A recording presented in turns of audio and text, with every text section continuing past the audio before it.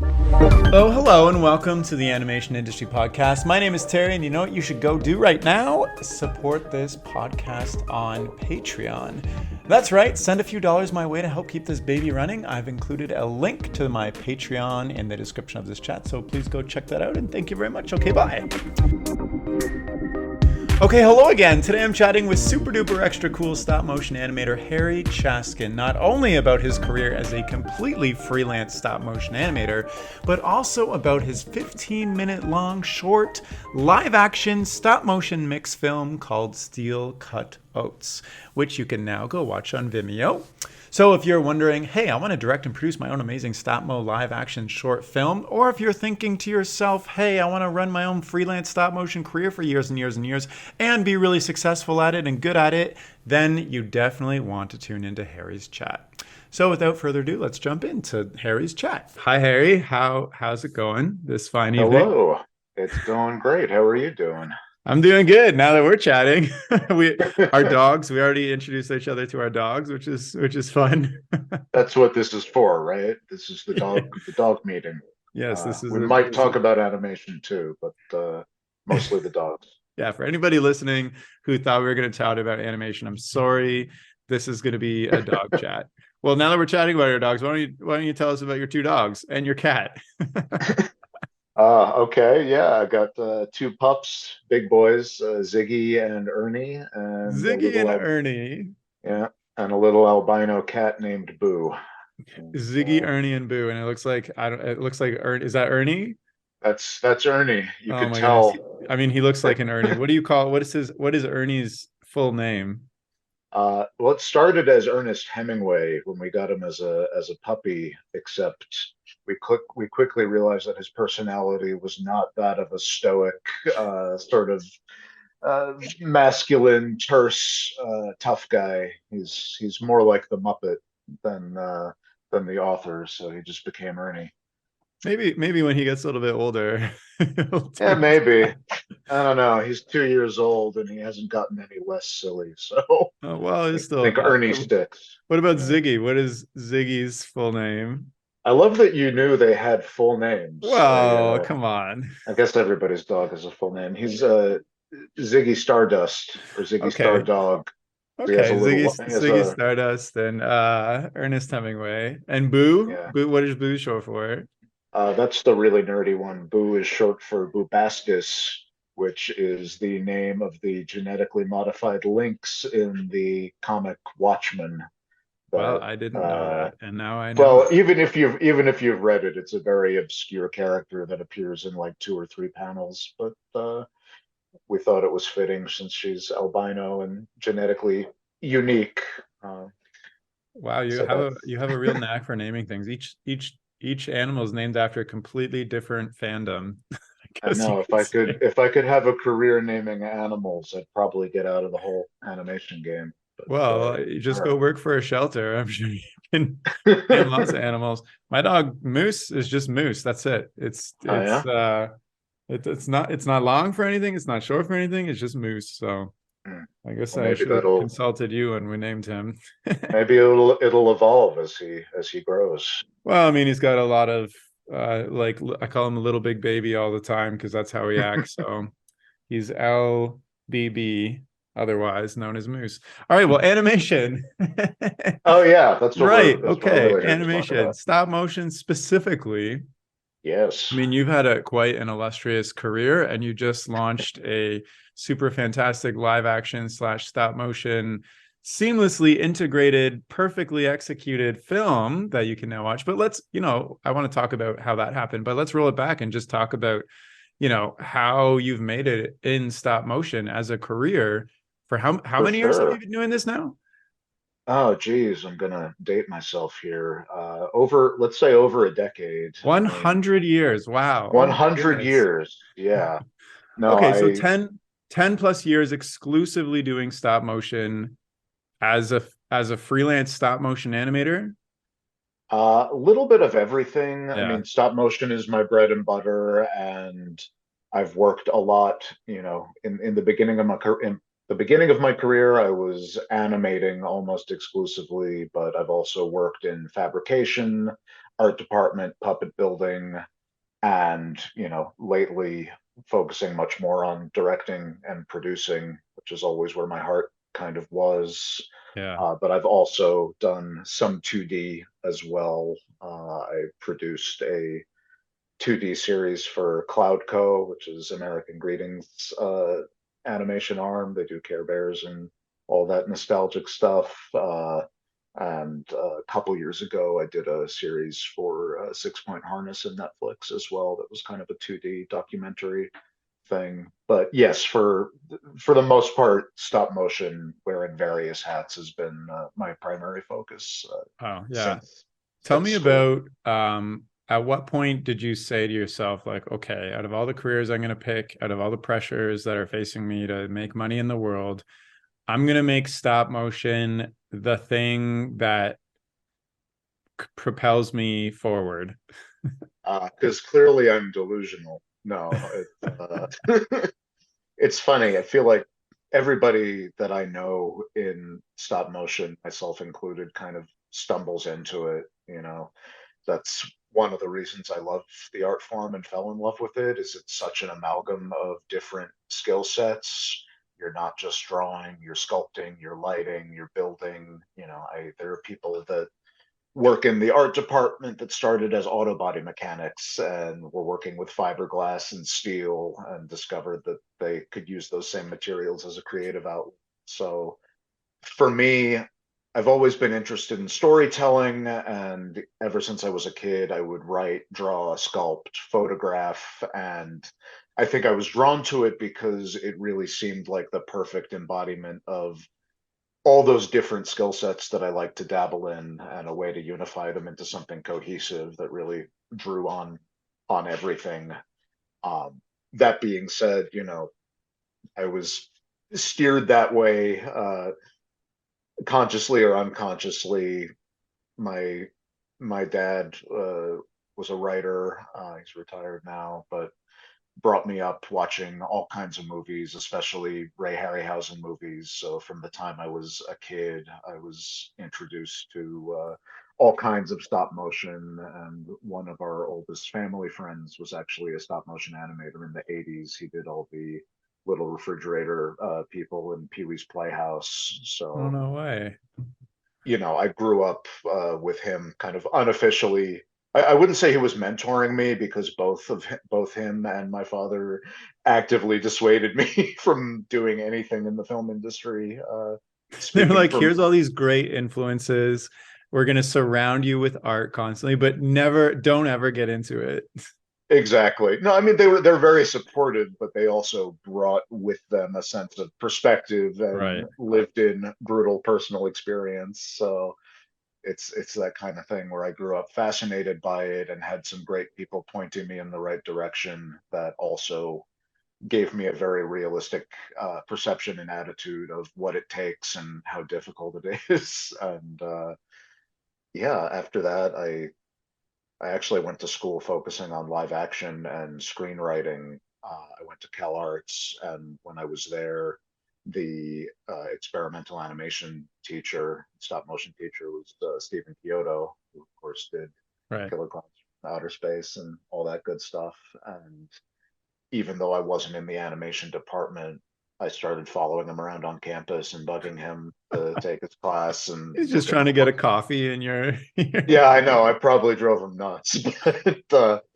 finally, I wore him down, and he let me take his class. And he's the sweetest guy. And he ended up giving me my first day of paid work as an animator while I was still in school. He was doing some commercials, and Oh, I don't wow. know if the schedule had run over or what, but he was grabbing like animators from his class to come pinch hit. And so that was really my first step into that world, going to a real studio. And I had no experience, and Steven threw me on a shot, and he's like, okay, so this is what's happening, go. And it was kind of trial by fire. And Wow, I mean, that's pretty intense because he's got some great credits behind him and a lot of reputation and whatever. And he was just like, I trust you. Start animating for this commercial project. I know it was a big show of trust, and I hate to say maybe a little misguided. I remember, I mean, I was taking his class, so he'd seen Yeah, me yeah, do the yeah, work and fair. the exercises and stuff, and he had me show him a couple short films I had made on the side, and I remember him looking at it and going, he said it in a nicer way than this, but it was something like, "So that animation is janky because your puppet sucked, right? Like you can do better than that if you have a good puppet." And I You're went, like, yeah. sure, yeah, why not? Why would you say Um, no? No, I can't animate better than this. this is the best I can do. I mean, you said you So, kind of stumbled into stop motion, but it sounds like you were actively looking for opportunities. You went to film school, you were hounding Stephen Kyoto, you took his well, class. yeah, I guess. I mean, I stumbled into that being my main professional Right. focus. I had always loved stop motion. I got my hands on a Super 8 camera when I was 10 years old and would make little matchbox cars crash into each other and douse them in lighter fluid and set them on fire and get What? in trouble. Your parents look in the backyard and you're just there. I did leave a stain on our driveway that I caught hell for that, but yeah, you know, I always kind of straddled live action and stop motion Yeah. and was especially interested, like I said, in Harryhausen and mixing mediums. So when I say I stumbled into stop motion, it's always been something I'm passionate about. It's always been a part of me, but I never thought that that would be my entry into the film industry. Right. Especially, you know, I graduated college in 2008, right into the what I thought was going to be the only recession we'd see in our lifetimes, but Well, clearly I was wrong there. But yeah, because I ended up focusing more and more on that, the film I made my senior year in college was a fully stop motion film that ended up going to South by Southwest and sort of became a calling card, for lack of a better word, and that just ended up getting me in the door yeah. at animation companies. And so, for better or worse, I've been doing that ever since. Yeah, I've talked to a lot of stop motion animators, myself included, and what you said, a ton of different skills, an interest in telling story, making your own film. Stop motion is kind of like if you're unable to direct a feature film or, coordinate that happening, stop motion is, I kind of see it as the next best way to make a film, a story yourself, essentially, because even 2D or 3D can take so much time and effort to make, in my opinion, more effort to make a longer format short film than stop motion. Absolutely, and especially, I don't know, at least CG has evolved in leaps and bounds since I first started out, but I feel like it's way easier with tactile materials. Like it's way easier to make a low budget stop motion movie look cool than it Yeah, is to make a low budget CG or 2D movie look cool. So yeah. And with stop yeah, motion, there's always some, like, you go back and watch the original Pixar commercials and shorts that they made, and they just look so uh not bad, but the technology has advanced so much that they just of look, a time. oh, they Yeah, look of the time. But stop motion somehow always keeps its appeal, even when you go back and watch stuff from, like you said, Ray Harryhausen. It's still cool to watch, the Cyclops and the Sinbad the Sailor characters and everything. for sure. It's a timeless technique, and that's something I've been drawn to aesthetically in all my work, whether it's stop motion or not. Like I don't know, I grew up also watching like Batman the animated series, and I Right. love that all the TVs in that show were black and white. All the cars looked kind of like 40s cars, but the time period was ambiguous. And I don't know, I feel like that's coming back into vogue, even with movies like It Follows, just sort of these weird sort of amalgam aesthetics of history. Yeah. So stop motion's great for that.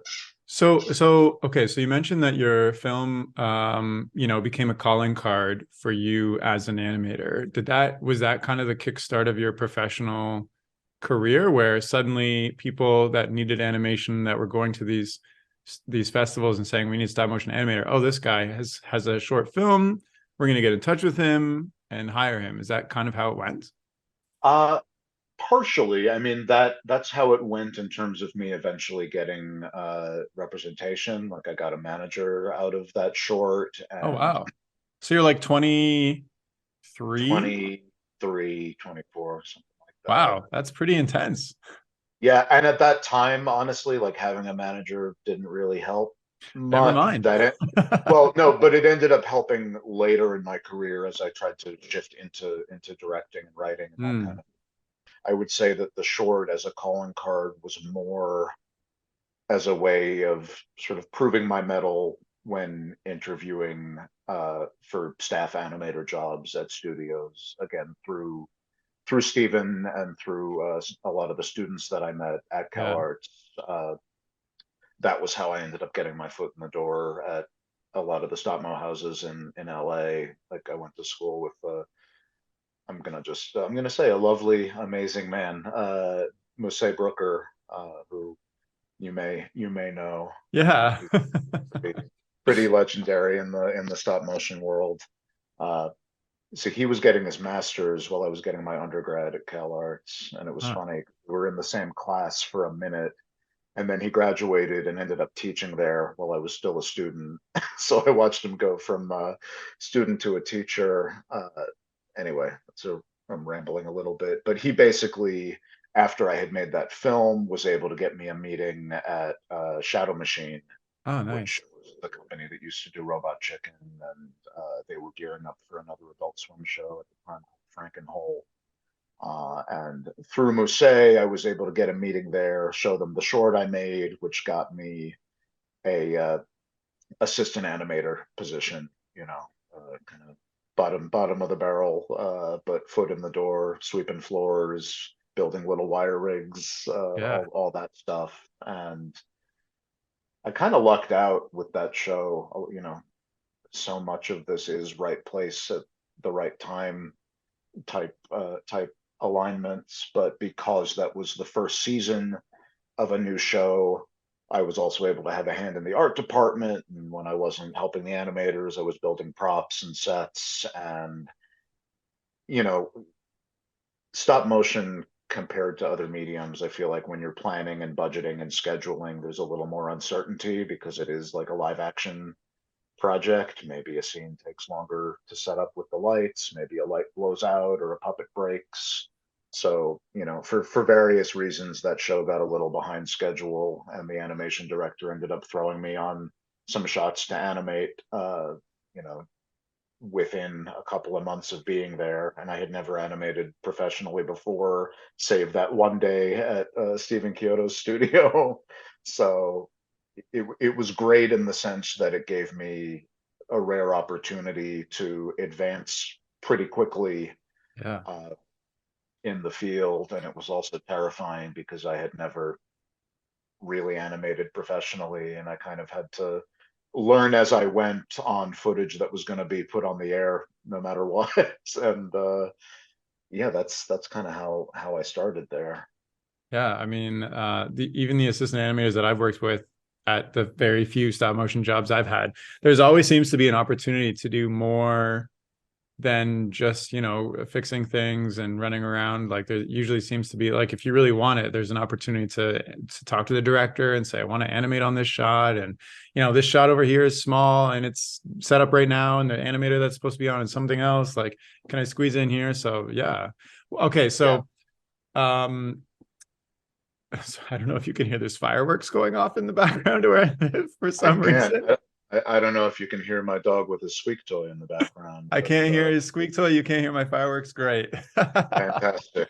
Your Okay. listeners are missing out on a whole world Yeah. of sounds. So you mentioned before that, your father and your family friend kind of set you up to say this can be a tough path, and you're really gonna have to grit your teeth at times. And that didn't dissuade you from pursuing this anyways. Have you experienced, you also mentioned, there's an economic downturn in 2008. Have you experienced kind of what they were talking about, where this is a really tough path, and you gotta harden up to make it happen? Oh yeah, for sure. I mean, it's not to dissuade anybody, because I think if it's something you're passionate about, it's one of the most rewarding things you can do. Yeah. If you can get paid to make art, that's kind of the dream. But yeah, I've never been on staff at a studio. I've been a professional freelancer my entire career, and I think it's knowing just the natural pitfalls that come with that. Stop motion and animation in general, I think, ebbs and flows, and there's going to be times where the phone's ringing off the hook and you're turning down jobs because everyone's in production, and then there can be months that elapse where there's nothing. And I think it's about being aware of that and learning how to budget and save. And Yeah. uh, and the main thing for me, honestly, what's benefited the most is, even if I'm not always able to uh, follow my own advice, I think finding ways to stay creatively productive during professional lulls. Like, I try, whenever I'm not employed on a show or a commercial, I try to make a short or write a script or develop a pitch, because you never know when having that in your back pocket's going to come in handy.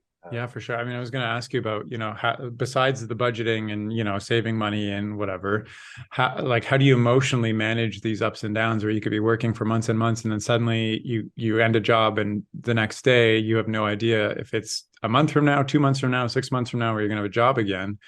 So how do you kind of said, your strategy is to try to make something creatively in these downturns. How do you know how long a downturn is going to last? Like, do you just start a script and however much you get done is good? Or do you like kind of say, these 3 months for sure, I'm not going to have work, so this is what I'm going to get done in these 3 months? I mean, like you said, you never know when the phone is going to ring. So it's gone both ways. I think for smaller personal projects, especially for something like a script where it's just you alone in the room, that's easy to pick up and work on for as long as you can. And then if I get a call about a commercial or something, I can put that on hold for a month or two and pick it back up. Uh, Same with over the pandemic, I was doing these little hybrid live action stop motion shorts in my garage, just kind of one man crew, me acting, building miniatures, shooting on a green screen. And those were small enough that they're pretty easy to pick up and put down as Yeah. needed. I have had a couple of projects that had larger crew, personal projects that had more of a team and had a lot more logistical stuff to line up. And in the case of those, I really had to say, okay, that job wrapped up. I'm taking these 3 months. I'm blocking this time because I need 20 other people in coordination to give their time, and I can't call them the day before we're supposed to shoot and say, "Oh, Yeah. hey, I'm going to shoot a TV show." Right. But even then, stuff always takes longer than you think it will. Like, I took the time to shoot the live action, for example, for Steel Cut Oats, and kind of told everybody that I had worked for in the past, "Hey, I'm off the grid for the next month to shoot this." Yeah. But then when it came time to shoot the stop motion components, between the live action shoot and the stop motion shoot, I got a call about directing a TV show, and so literally a year elapsed between when we had all the live action stuff in the can before I could start on the stop motion. But you know, it Yeah. was it was it paid the rent. It was a good opportunity, and so it was like, all right, well, I Totally. guess. Did you get all the actors emailing you being like, "Hey, when's the film coming out?" Like, Luckily, they all had an understanding of how meticulous animation is and how long it okay. takes. So, I mean, You just didn't for tell all them I you were know, directing a TV show. You're like, "Oh no, I'm animating. It's just meticulous." I'm working on it. Yeah, they may have thought I was in my garage doing the stop motion that whole time. I don't know, but Maybe you can give me some advice. So, before we hit record, I was telling you a little bit about my career path, which, I was in business where you get benefits, and it's not, it can be as clear cut as you want it to be, but like, I was I had kind of my career figured out, the next stages that I wanted to be at, be a director, VP, et cetera, et cetera. And like in my mind, I was like, all right, this time I'm going to have a house. This time I'm going to retire, blah, blah, blah. And then now that I'm in animation, my whole future, when I think about it, just feels like a big fuzzy cloud that has no Yeah. definition. Because even last year, I had no idea whatsoever that I'd be working. I'm working on a video game right now, but that only came about because I was walking my dog, and my neighbor down the street was walking her dog, and we just know each other. We're animators, and she was like, "Oh, hey, I just got this new opportunity. You should jump on it." Meanwhile, here I am a year later working on this video game with her and the team that I had no clue that I'd be on. It just happened. So like, how do you deal with projecting your future when you don't know what's coming, and you're kind of used to these ebbs and flows of work and not work, and directing a TV show, now you're working on a commercial, now you're animating on something else.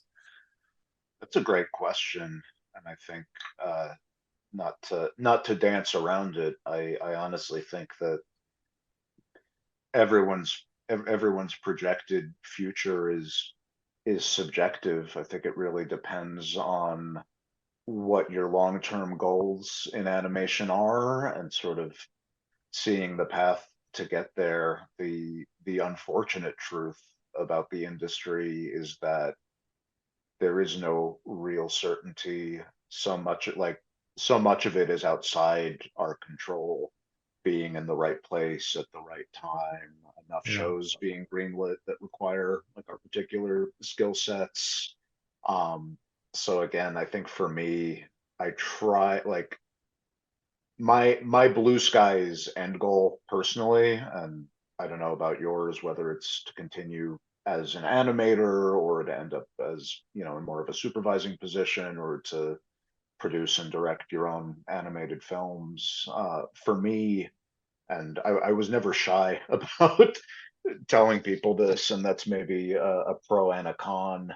Uh, Being an animator specifically, while it is something I love to do, that was never my end goal in the industry.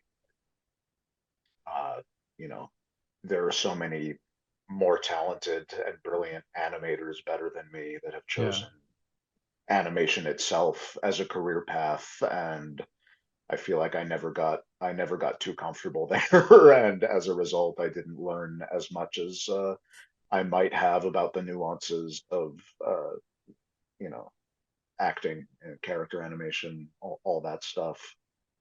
I got a little sidetracked. I guess. So I so guess. what is your end goal? If you've been an animator for most of your career, besides projects here and there that you're directing, is it to be a director? Yeah, my end goal, like if I could do anything, it would be to write, direct, and produce my own films and TV shows, both in the animation and live action and hybrid Yeah. spaces. And I guess that's part of the answer too, in terms of projecting fuzzy into the future. That's my goal, but within that goal, inherently there's diversification. Like I've had to learn so many things in order to pursue that, and I don't mind doing any one of those if an opportunity comes up. Yeah. I will still animate, I'll still build sets. I recently, I do a little bit of illustration and graphic design. Like I recently did a pitch deck for somebody for hire, just because I didn't have anything going on that week. And Makes sense. I think it's uh, I don't like the word hustling. So it feels kind of, I don't know, it feels like a buzzword, and it feels insincere. I don't know. Yeah. I dislike hustling for the same reason I dislike the word networking. Um, I think it's more important. Like I try not to network. I try to build actual friendships and relationships, and I guess that plays into my long-term Hey, that plan is to. the secret to networking. Yeah, I guess it is. Well, like you said, you bumped into your neighbor walking the dog, and it Yeah, led to exactly. That's the, that's networking too. the show I directed in 2021. was through a producer friend that I used to work with at Starburns Industries like 10 years ago, and we haven't really hung out or chatted since. But it's like, okay, I think it's just doing the work that comes along when you get it, pushing Yeah. yourself to do your own work when that's not there, and cultivating those friendships, because that's what leads to stuff in the future. I want to carry this thread, but I have a question that I wanted to wrap up from before. Maybe it's not warranted now, but you've been an animator, a freelance animator, going on totally different projects all the time. What is in your toolkit that you're like, this is my tried and tested, show up on day one and go? Uh, well, it's funny because you say we're stop motion here. Are you talking physical toolkit Both. or Yeah, like mental and physical spiritual toolkit, like what's toolkit? you show up to the set and you're freelance and it's day one and they trust you. What do you do to prepare yourself mentally every single time for different projects? And also what's in your physical toolkit that you're like, this is what I know to bring. I'm just curious because I also jumped on a Yeah, random stop motion project last winter and I brought absolutely everything I could think of because I was like, I showed up with a duffel bag, two duffel bags like that. I was like, I'm ready. yeah. I mean, I have my big wooden tackle box of stuff, you know, random Allen wrenches and pliers and snips and all kinds of sticky stuff, like all the standard rigging stuff in a nice, well-worn wooden box. Comfortable shoes is key. Yeah. Personally, I like Echoes. Uh, Oh, he's got the shoe recommendations out here. that was recommended to me by Sihanouk Mariona years ago, and I find too. Sound curmudgeonly here, but the older I get, the more stop motion does take a toll on my Oh yeah, body. for So sure. shoes are key. Other than that, showing up to set, I guess the more sort of cerebral answer there, the stop motion community on the West Coast is pretty small. It's still a niche art form. And so a lot of times, even if it's a new show or commercial or something that I'm walking into cold, I'll know somebody there. I'll know the other animators, I'll know the director, I'll know the production manager. So there's at least a familiar face, which is nice. But in terms of preparation, I think the biggest thing is familiarizing yourself as much as possible with what's been shot before. If you're coming in Gotcha. mid-production, I might spend the whole first day just watching dailies or watching animation tests if no footage has been shot yet. I think just learning and absorbing as much as you can what's working and what's not, and having a conversation with the director, getting influences from them. What kind of animation do you like? Did you like this? Was this too over the top? Because especially in stop motion for TV, and even now commercials as well, although it wasn't always the case. Oftentimes you only get one take, and Yeah. that ends up being what airs. And I've been on both sides of that as an animator and a director. So the more you can prep yourself and the more you can communicate in advance with the director or whoever the creative leads on the team are, I found the better time I have. I try to ask every question, no matter how minute or stupid Yeah. it Do might. you ever get a lot of pressure to just start going right away? Because, if you're hired as freelance, they're paying you I guess they're paying everybody per hour a day or whatever, but On on a commercial, yes. On TV, not as much, because right. you I wouldn't be hired generally for just like a week of a TV So show. what do you say to the director of a commercial shoot when you want to take time and really get to, do your information search and familiarize yourself versus they're like, can you just start shooting right now? Um, it's a good question. Honestly, I've never had anybody say, "Can you Right. just start shooting right now?" I think part of that is the nature of commercial shoots. Those tend to be very client heavy, and I've animated and I've directed a lot of commercials, and I can tell you there's so much downtime if you're an animator on a commercial, just Waiting waiting for for approvals. Yeah. yeah, waiting for a room full of 8 clients to sign off on the framing of the shot. And then one of them says, "Oh, could that slash of light move to the left a little?" And the DP says, And none "Sure, of them that'll are be another three creatives. hours." Yeah. So, I would say for me, if as an animator, I've learned to use that time. I'm not, if I'm there at 8 a.m. and we're not shooting until 3 in the afternoon, I'm not standing Yeah. around just like having snacks. I'm off on an empty stage, watching the director's past work, watching other campaigns for that kind of product, just trying to sponge everything I can so that when it is go time, Yeah. I come in as prepared as possible. I'm also a pretty fast animator, so that helps That's good. for Um, better or worse. yeah. Okay. So just catching up on our conversation from earlier where you said, a conversation from 10, somebody you knew from 10 years ago from networking gave you a producing, it was a producing opportunity, Directing directing opportunity. opportunity. How do you become somebody that people trust to do, how do I say this? You started as an assistant animator, and then you've obviously built up a repertoire that people trust you to take on bigger and bigger projects to the point where you're directing a TV show or directing a short film. How do you build up that trust in other people when your bread and butter is like specifically animating and not directing? How do you become the person they go, "Oh, yeah, you can do this," even though we know you primarily as an animator?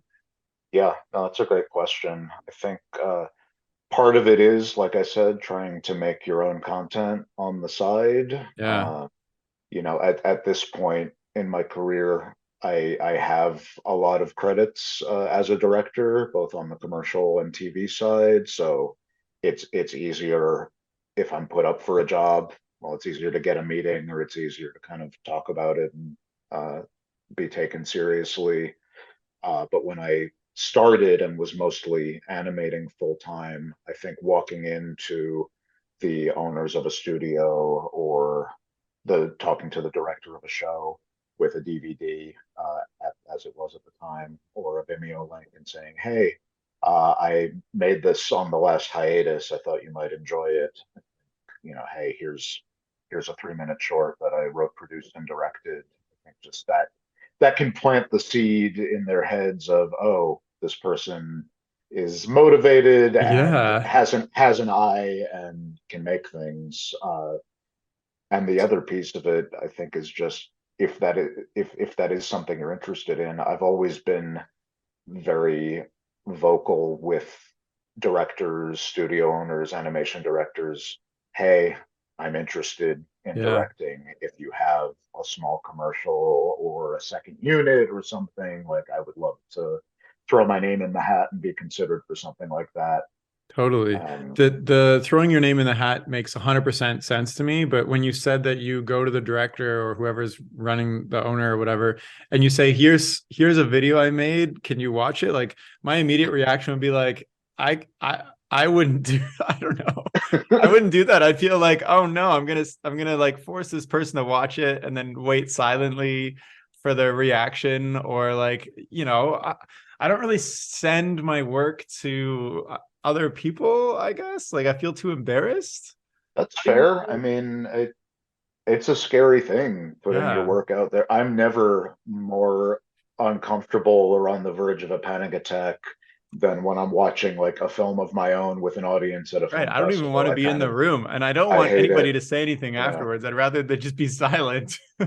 Well, that's why I like to give somebody a disc or a thumb drive or a link and then walk Watch this on away. your own That way, time. no pressure. If they watch it and hate it, they don't have to re-engage the conversation with me. Yeah, Like it's kind of win-win because if they like it, they'll talk to you about it, and if totally. not, or if they don't want to watch it, no harm done. But yeah, I think there's a little bit of shamelessness there and Yeah, I guess you got to. And also, I was just willingness. thinking if somebody sent me a link to their stuff, I always view it. I'm always interested in animation as an animator. I just want to see what other people make. So I guess it makes sense. And you're like, oh, you can look and see what the person excels in just from watching something they made. Is it the story? Is it the animation? Is it the cinematography? Is it a combination of things, etc.? So That makes a lot of sense. So why don't we chat about? Sorry, I don't know if you were. Did I cut you off just there? No, no, I think that's right. And I always encourage other animators and anyone on a shoot or a set to share their work with me. I love to see what everybody's personal sensibilities are, and Bombard Harry with all your work now. please do. I love So okay, thoughts. why don't we chat about Steel Cut Oats, because that is Sure. this your biggest personal project yet? This is my biggest personal project to date. So yeah, I mean, That hasn't been a project that I've sold. I've done, like, I created a web series and a couple other animated things that were original for various places. But in terms of not being affiliated with a network or a production company or anything, this is my biggest project so to date. maybe can you give for those who it's online now for watch for free. It's It done the is. festival. All right, is it? Is it not? It It is. is. Yeah. Yeah, it's on It's Vimeo. online for free, baby. It's Yeah, sorry, I thought you were questioning me. I was like, wait a minute, I've seen it. um, so can you maybe give a short overview for those who don't haven't seen it, what it's about, and then we'll chat about absolutely. it. Yeah, so Steel Cut Oats is the title, and it's a live action stop motion hybrid short film starring Rachel Bloom, Brian George, and Payam Banafaz. And it's sort of a pulpy noir loose retelling of the Golem folktale from Eastern Europe. Uh, it tells the story of a washed up boxer who builds a giant creature out of oatmeal to protect himself from some evil mobster guys. But he ends up raising the creature as a son and teaching it how to box just like he did. And it's sort of a poignant meditation on legacy and how we encourage or discourage our children from following in our footsteps. And it's also got a big fight scene between a radioactive oatmeal monster and a giant steam powered robot. So that's pretty Yeah. good. I mean, yeah, and the stop motion is done exquisitely, and the Thank acting and you. everything, the cinematography is great. I'm wondering, um, how did this, there's obviously quite a budget. There's quite a few people involved in this, and this was all headed up by you. How did this start to happen? Yeah, it was a massive undertaking. The project, all said and done, is 6 years in the making. Wow, Uh, 6 years. Yeah, I mean, keeping in mind what I said before, half of that time was spent doing other things Yeah, and but raising more still, like, money I to had I finish had a it. side project that was about a year long, and I was like, thank goodness this is done now. Yeah. No, I've been living with this oatmeal baby for a long time. Your oatmeal baby. The last 2 years actually, I had it in development at Warner Animation to pitch as a series, Wow. and that kind of that's why it's been in the dark for the last couple of years. But now that it's out in the world, we're going to get ready to pitch it as a show again. So I'm excited about that. Amazing. So, Guillermo del Toro, if you're listening, I would love to talk to you. I've tried to have him on this podcast a couple times, but he's a hard to reach guy. It's So tough if to I ever wrangle. do, I'll get him to watch Steel Cut Oats. How about that? Oh, thank you. I appreciate that. But yeah, in terms of how it started, I had actually written the original idea for the story back in college. I was in the supermarket buying groceries, and I looked at a can of steel cut oatmeal and thought that steel cut oats sounded like an old timey boxing name. Okay. So from that stupid random thought came the seed of the idea. And then I didn't do anything with it for a decade. And finally decided I wanted to make something that was ambitious and combined stop motion and live action and told kind of an emotional story that I cared about. And I decided to crowdfund it. This is my first and only foray into Kickstarter. Was Wow. how we pulled together the budget for this. Other than supporting other people's Kickstarters, obviously, this is the only one I've ever run.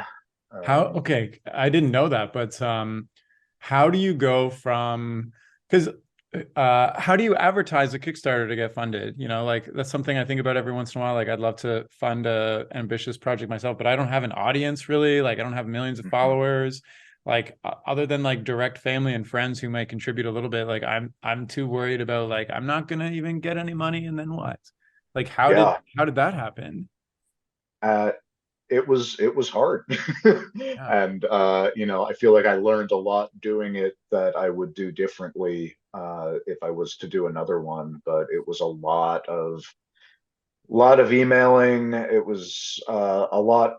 I think like the biggest takeaway for me was if you're going to crowdfund something, do as much of it as you possibly can yourself before asking for any money. Like, I think if I were to do it again, I would have tried to maybe pay for the puppet builds out of pocket and do some test animation. Like, the more content you can create and put on Instagram or just kind of Yeah. seed out into the world, the easier it is to build an audience. I think I for see. the campaign as I ran it, I built a maquette of the character and thought that might be enough. Built a maquette. I pulled the core team together. I worked with this amazing storyboard artist named Ashley Lenz, fellow Canadian, and he's got a ton of credits. He worked at Disney, he worked on The Simpsons, and so he drew up some beautiful production art prior to the Kickstarter that we were able to use to advertise. And then honestly, it was just a lot of grassroots emailing different websites and blogs about animation and horror and noir. I think the landscape has changed a little bit, even in the 6 years since we ran it. I think it's a lot harder now, even than it was when I did it, to get places to give press to crowdfunding campaigns just because they've become so ubiquitous. But yeah, I mean, it was really just, like I said, a lot of emails, a lot of phone calls, figuring out ways to expand the group of people I already had access to. Yeah. Working in animation helped because you know, I've funded so many or contributed to so many acquaintances projects that there's at least a little quid pro quo of, hey, I gave you $25 for your cartoon. Can Yeah. Can you you give me a pay hundred it back? back, or at least share the campaign around with all your friends? So Fair, fair. yeah, it was a lot of blood, sweat, and tears, but Yeah. we were able miraculously to raise the budget for it. That's quite impressive. You know, you have to have real stamina and determination to make that happen. But this was a story where you were just grocery shopping, and you know, I eat steel cut oats for my oatmeal every morning, and I've never Very had good. that thought once. But you know, Yeah, you were like, "This is the idea that I want to run with and put all this energy and effort into." That's quite impressive, especially because it took thank 6 you. years. Um.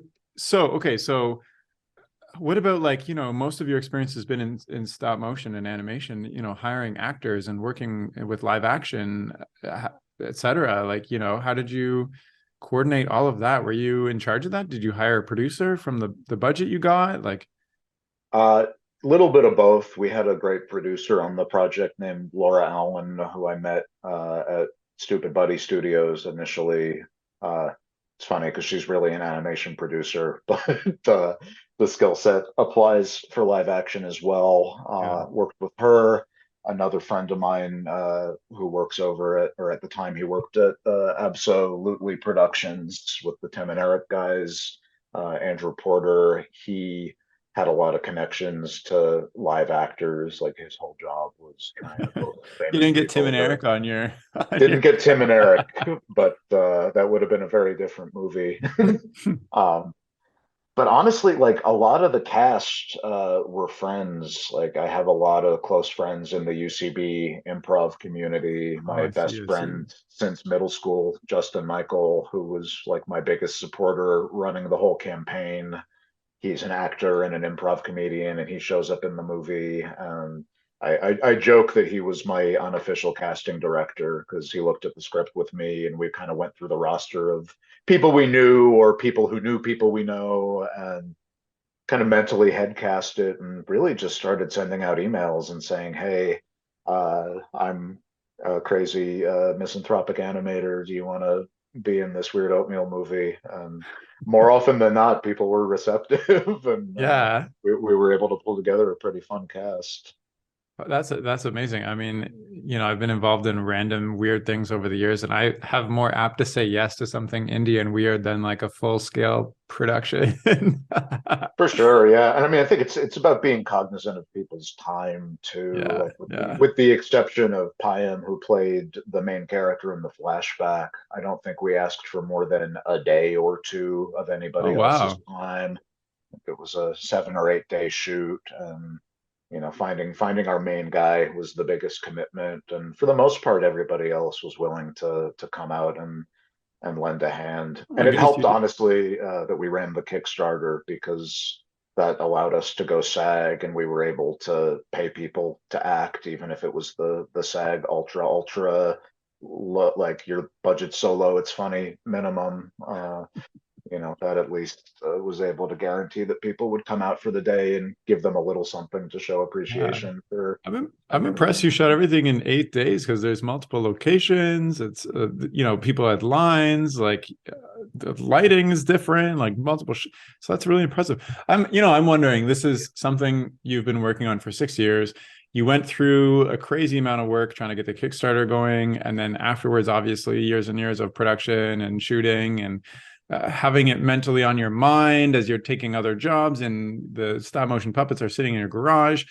How does it feel? You're fresh a few weeks after it's, and also going through development with the giant studio. That's crazy. How does it feel now that it's all over? It's It's not all kind of over, a but like that it exists.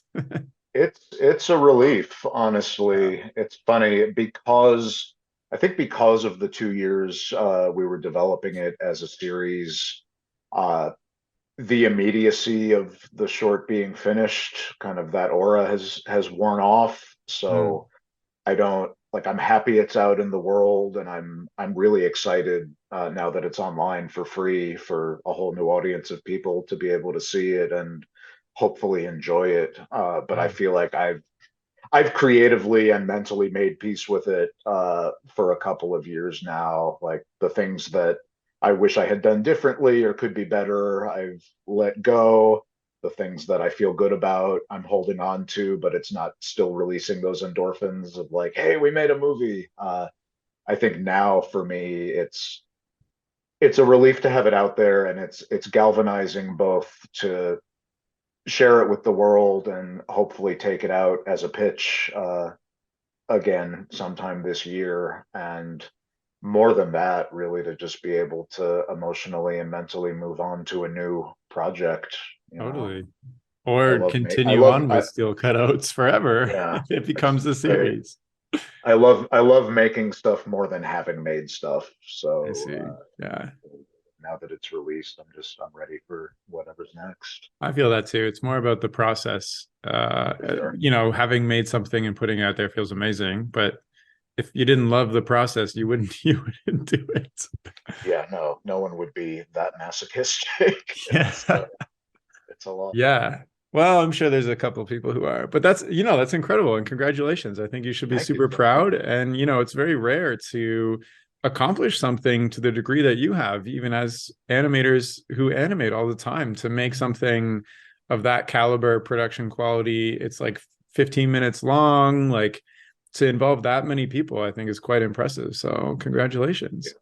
yeah, that's actually I'll quote Moshe Brooker again, because he teaches stop motion at USC, and I've spoken to his class a few times. And something that he impresses on all his students, which I love, is make a short film now, because you don't know when the next time is Oh that you're going to yeah. be in this environment with this kind of support and equipment.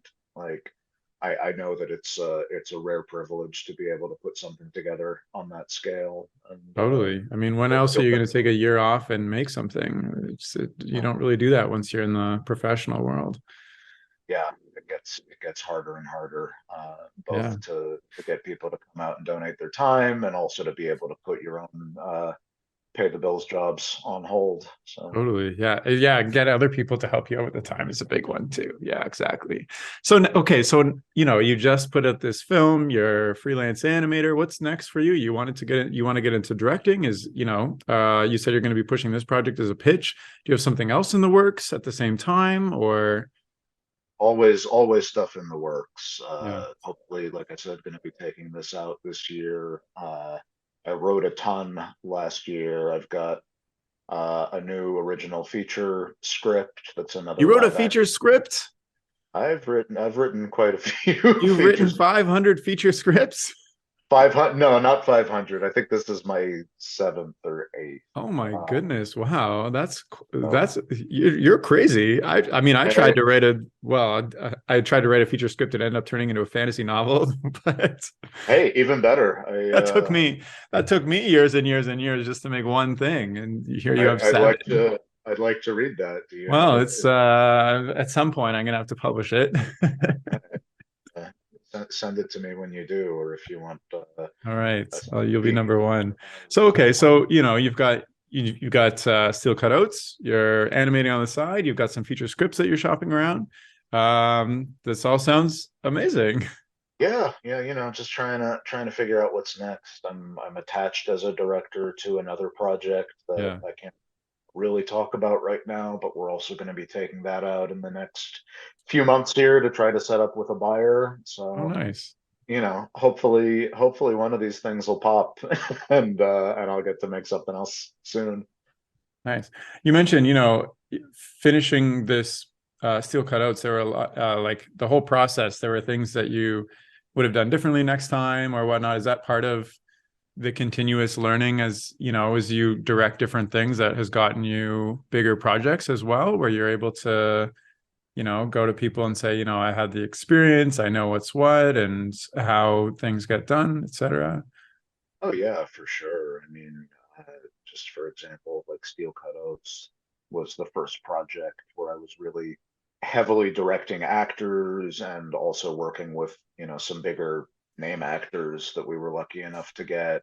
Like the doing that prepared me for my next TV directing job where I was directing even like other name actors, Yeah. like Wow. doing that short allowed me to walk into a room with somebody like Seth Rogen or Sarah Silverman and say, okay, I feel confident enough to get through this voiceover session and not put my foot in my mouth. So Wow. I think every project you do prepares you in ways that you can't even anticipate for whatever's next. It kind of just, I mean, we haven't been chatting for very long, but it kind of sounds like your passion and ability to create your own projects has expanded your knowledge and experience, which has drastically helped your professional career as well. Do you I think so. Yeah. do you think you would be where you are now if you worked a full-time studio job instead? I don't think so. I think every big opportunity that I've had has in one way or another come out of a personal project that I've done in my downtime. Like Wow. I with my UCB comedy friends, we created and sold a web series in 2014 uh, called Friendship All Stars. That was it was kind of a comedy sketch thing about B-list celebrity roommates living together and having mundane conversations. That only came about because we all teamed up and said that we wanted to make a short film about Ron Perlman and Guillermo del Toro living together and hanging out. And we took that all the way through animatic and built the puppets on spec, and we're ready to just shoot that as a one-off passion project. And I had that animatic, and the guys at Stupid Buddy said, "Hey, do you have anything you're working on?" And I showed it to them, and Seth Green loved it, and Matt Sinreich said it was the dumbest thing he'd ever seen in his entire life, and there's no way they're going to make it. I'm kidding. I love Matt. But He's been on this podcast, by the way. as it, as that's as awesome. has Yeah, Stephen Kyoto as well. Yeah. fantastic. Yeah, no, they're all good guys. And Yeah. Matt did come around. He didn't tell me how skeptical he was about it until after we sold it. And I said, Oh, wow. Well, thanks for not telling me that because that would have shattered my confidence. for sure. Anyway, point being, Yeah. that all came out of a personal project that we were ready to pull the trigger on animating. I was going to animate it in my bathroom at my old apartment because it had a floor that I could hot glue to. So yeah, literally, it might, years might pass, but I feel like every big opportunity that's come along has somehow come from Huh. a personal project that I've produced or written. Nice. So taking that time has been really important. Amazing. Yeah, it sounds really insightful actually. Because I talk to a lot of animators and a lot of people express that they wish they could work on their own things. They just don't have the time or the money really. But it also sounds like you're being very, like you were ready to animate on your bathroom floor. So I guess slowly building yourself up to, I'm wondering if there's people listening or even myself, and they want to expand and kind of end up where you're at, where they want to direct their own projects and get into directing. Besides, doing your own stuff on the side and expanding your skill set and experience that way, is there another quality you'd say to really focus on to get there that you've done? Yeah, I mean, I think if you're talking about people that are already working as animators or in animation, I think observation is huge. Hmm. Every good animator is a good observer anyway, whether it's walking down the street and looking at the way somebody moves and going, "Oh, that's interesting." But I think also just observing directors and internalizing that. I've worked with a lot of directors as an animator, and in addition to just, getting the job done and doing what's asked, I try to think about, oh, like what's their technique? Do I, as an animator, like the way that they're directing? Yeah. Or do I see something that shows me, oh, I would do that differently, or I would have gone about that differently for that result? So I think watching people that work in the positions that you want to be working in, and learning from that, and also not being afraid to ask them questions. Just as I'm interested about how different people get into different positions in animation, I'm always curious about directors and their stories. Yeah. I've worked with animation directors that started as animators and have like a really empathetic technical approach. And I've worked with directors that started in live action and don't know step one about making a puppet move and are coming from a much more uh, cerebral story place. And I think both approaches can work, but kind of understanding where they're coming from and thinking about how you can extrapolate and use that if and when you get the opportunity is helpful. Yeah. Well, I mean, that makes sense. And it almost is like you have kind of the unique perspective of both worlds because there's not many people that do stop motion live action together. And, you've got both of those experiences too. Harry, we've chatted about where you came from, your career, the ups and downs, what you're trying to do, the film that you just came out. Is there anything that we didn't talk about that you think would be interesting to hear as I'm listening or other people are listening to our chat about your career or your philosophy on animation or creating or anything like that? That's a good question. I'm I just don't. good questions. Yeah, I don't know. I feel like we covered a lot. I think. Yeah. I guess philosophically, I would just say, for myself, I've found success, and I enjoy seeing work by people in this same vein. Like I think it's important to create the things you want to make rather than making something that you think somebody wants to see. Oh man, Um, that's the biggest thing on my mind lately. yeah, because Especially having with having social media where like, you make something that you want to make and the algorithm does not care. But then you look Oh, at I other know. people who are making stuff that, the algorithm loves and they're getting tons of attention. It's kind of tough to be faced with that as a creator. It is, and social media hates me. And Yeah, I especially feel with stop kind of the motion because same it takes way so much about effort to it. make one little thing. And then Yeah, but social media but I doesn't think care. but I think that's why it's important. It does take so much effort to make that one little thing. I mean, like you said a few minutes ago, the process matters more Totally. than Yeah. having finished the movie. I think if you're going to put in the time, it has to come from, even if it's weird, because we're all weird. Like it has to come from a genuine place. And I think, again, even if it doesn't blow up on Instagram, because my stuff Yeah. certainly has not, it leads to things down the line. I think stop motion, because it's so tedious, it's a long game, and you got to make work that you care about for that reason, because you never Well, and know how in the that's going to pay process off. itself too, like you know, I know I can do the things that the algorithm will like, but I'm not going to enjoy the process because the process for me includes a lot of me just thinking in my imagination about how cool the thing that I want to make is going to come to life versus like if I don't care about something, then what's the point of even doing it? Right? Well, it's like, I look at the stuff that Pess puts out, Yeah, uh, which the internet loves, and I actually totally. co-directed a commercial with Pess a few years ago, and he's the nicest guy. But that's totally who he is. He Yeah. goes to flea markets and finds weird buttons and old pieces of hardware and loves to animate that. Like, could I do something like that? Sure. Like the animation is, Yeah, bring me on and pay me as an animator. I'll do it. well, yeah, but I'm just saying, like, I think that his algorithm is fed by that because that's what he loves, Yeah, or at yeah, least I yeah. like to think that. I can appreciate it, but that's not what I would want to spend hours and hours doing, because he does it better. And Totally. Yeah. Yeah, 100%. Yeah.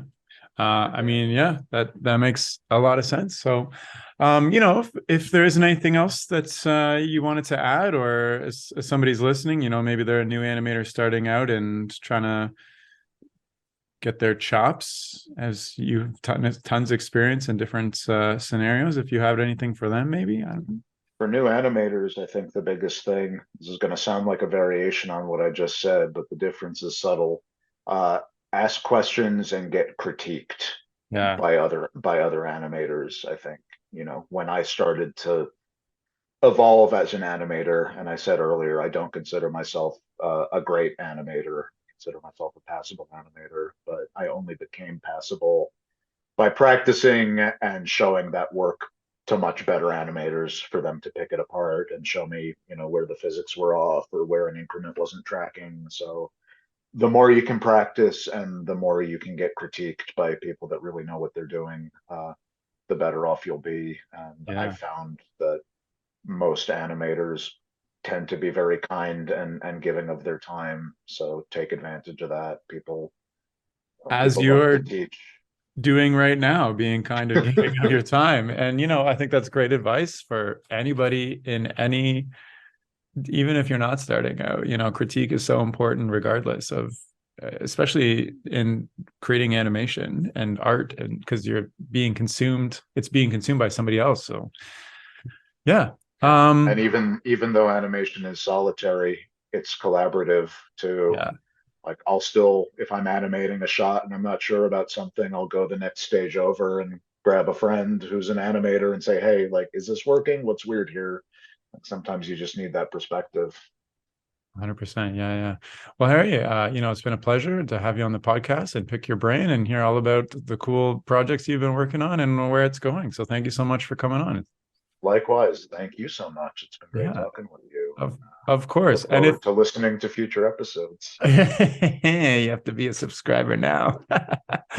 And if you're listening and you want to check out Harry's film, Steel Cut Oats, or just his work, or just get in touch with him in general, you can check out his website, which is harrychaskin.com. And I'm also going to include a link to the Vimeo film and his Instagram as well. So please check those out. They'll be in the description of this chat.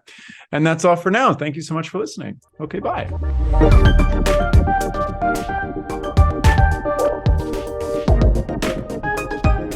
The music for this podcast was composed by Will Farmer and the graphics by Daniel Abensauer. I encourage you to look them up if you enjoyed their work.